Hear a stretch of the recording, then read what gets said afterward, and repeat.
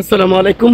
সবাই কেমন আছেন? আশা করি সবাই ভালো আছেন। আলহামদুলিল্লাহ আমি ভালো আছি। তো বন্ধুরা, ভিডিওটা বানালাম এই কারণে, আমি যখন ডিউটিতে যাইতেছি ঠিক তখনই দুইজন ভাই বসে কথা বলতেছিল। আমি কথাগুলো শুনলাম, যে বলতেছে যে একজন আরেকজনকে বলতেছে, দেশে গিয়ে কি করবি? আমার কাছে একজন লোক আছে, ও তোর ভিসা লাগিয়ে দিবে, টাকা পয়সাও দিবে, সমস্যা নাই, যেহেতু তোর কাছে টাকা নেই ভিসা লাগানোর, দেশে যাইস না, তোর ভিসা লাগাই দিব। তোর কাজ হইল 2 মাস 1 মাস পর পর দেশে যাবি, যাওয়ার সময় স্বর্ণ মোবাইল এই সেই নিয়ে যাবি, তোকে এরকম এরকম টাকা দিবি। তখন তো ওই ছেলে শুনে খুব খুশি, আর এটা তো ভালোই, এই হিসাব সেই হিসাব, অনেক টাকা বসে বসে ইনকাম করা যাবে।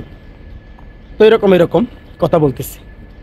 কথা বলার পর ছেলেটা কথা বলে চলে আসতেছিল, আমি দাঁড়িয়েছিলাম যে তার সাথে একটু কথা বলবো, ওই ছেলেটার সাথে, সে কেন এই চিন্তা করলো।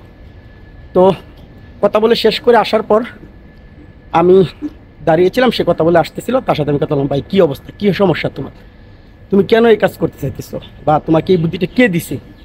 তখন বললো, ভাই আমি তো, আমার তো ভিসা শেষ, এখন ভিসা লাগাবো, এখন 1 টাকাও নাই, তো সেই জন্য ওই ভাই বলছে যে এরকম এরকম করার জন্য, বা এরকম এরকম টাকা ইনকাম হবে, আমি প্রতি বছর 4-5 বার দেশে গেলে মোটামুটি অনেক টাকা পাবো।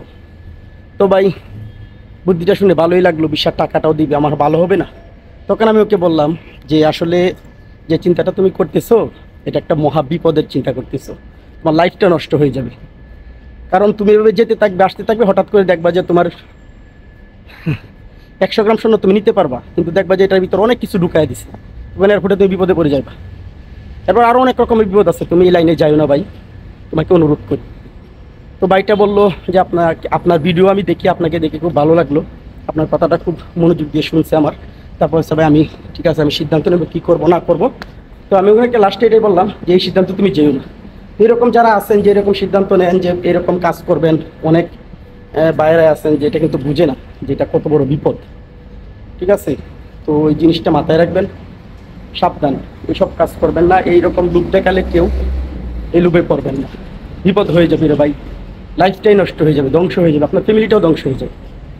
দেখেন কেমন বুদ্ধি দিছে তাকে, আল্লাহ মানুষ। ভালো থাকবেন, আল্লাহ হাফেজ।